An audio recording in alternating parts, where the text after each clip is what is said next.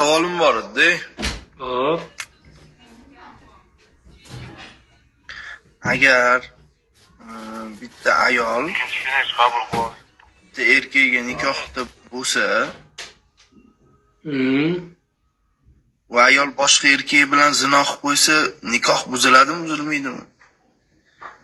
Yo'q, nikoh buzilmaydi.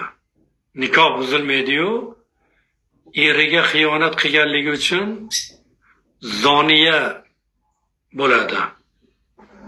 Zoniya ayol bo'ladi. Zoniya bo'ladi. Gunohkor bo'ladi. Eriga xiyonat qilyapti-da, nikohga xiyonat qilyapti.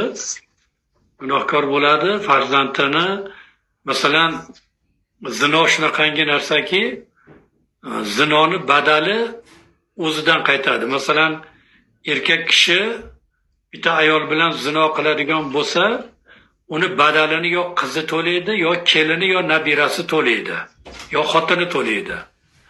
Ayol kishi ham eri turib zino qilyaptimi, yo qizi zoniya bo'ladi, yo nabirasi zoniya bo'ladi, yo singlisi zoniya, yo opasi zoniya.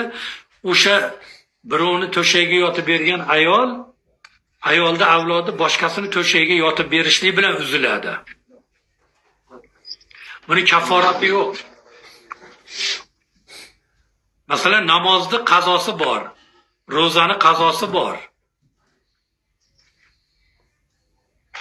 Buni qazosi yo'q. Buni shunaqa o'zini jinsidan to'lanadi. Mana shu nozik. Agar vaqti bo'lgan, urushib ketib 5 yil yashamaganda birga, u inson taloq bermoqchi emas ekan, shunda 5 yil uje orada vaqt bor-ku, yaqinlik bo'lmagan. Farqi yo'q. Erkak boshqa odam bilan uje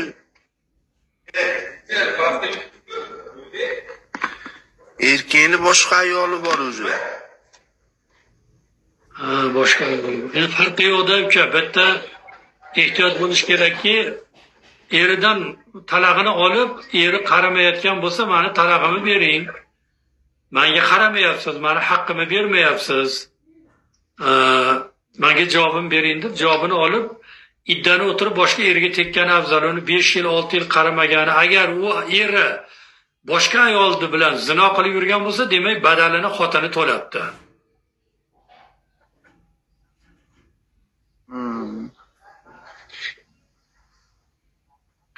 Bu hukmni ayol ham